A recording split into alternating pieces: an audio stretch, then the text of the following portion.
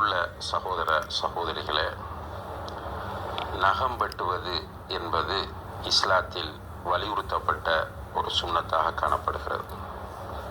நபி ஸல்லல்லாஹு அலைஹி வஸல்லம் அவர்கள் 5 விஷயங்களை இயற்கையான சுன்னா என்று குறிப்பிடுகிறார்கள். அந்த 5 விஷயங்களிலே ஒன்றுதான் கல்முல் அவாஃபிர், நகம் வெட்டுவது என்பதாகும். நகம் வெட்டுவதை பொறுத்தவரையில் இது சுன்னாவாக இருக்கிற அதே நேரத்தில் மனிதனுடைய சுத்தத்தை பேணக்கூடியதாகவும் காணப்படுகிறது.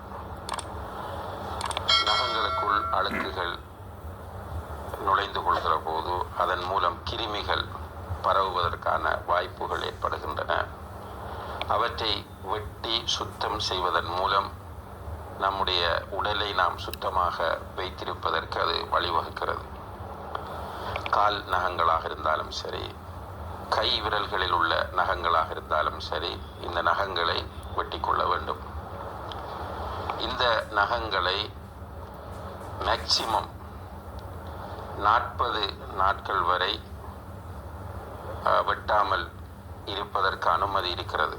முஸ்லிமிலே பதிவு செய்யப்படக்கூடிய ஒரு ஹதீஸில் 40 நாட்கள் வரை ஒருவர் நகம் வெட்டி கொள்ளலாம் என்ற கருத்திலே ஒரு ஹதீஸ் இடம்பெறுவதை நாம் கவனத்திலே கொள்ள வேண்டும். இருந்தாலும் கூட நகம் ஒரு குறிப்பிட்ட அளவை அடைகிற போது அதை வெட்டி சுத்தம் செய்து கொள்வது என்பது மிக முக்கியமான ஒன்றாகும்.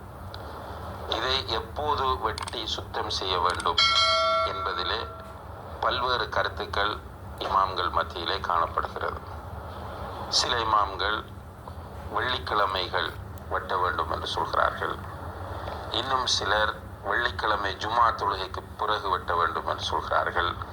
இன்னும் சிலர் வியாழக்கிழமை வெட்ட வேண்டும் என்று சொல்கிறார்கள்.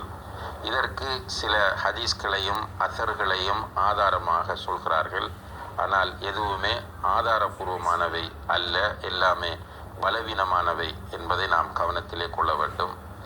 எனவே ஒருவர் அவருடைய நகம் வளர்வதை அவரால் உணர முடியும். வளர்ந்து அந்த நகம் அழுக்காக இருப்பதை அவரால் பார்க்க முடியும்.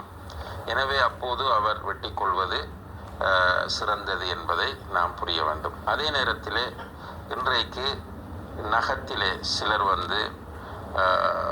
சில ஜாஹிலியத்தான நடைமுறைகளை பின்பற்றுவதையும் பார்க்க முடிகிறது. எல்லா நகங்களையும் வெட்டி கொண்டு ஒரு நகத்தை வளர்ப்பது, அல்லது சில நேரங்களில் பெண்கள் கூட அவர்களுடைய சில நகங்களை மிக நீளமாக வளர்த்து கொள்வது என்பது சுன்னாவுக்கு மாற்றமானது.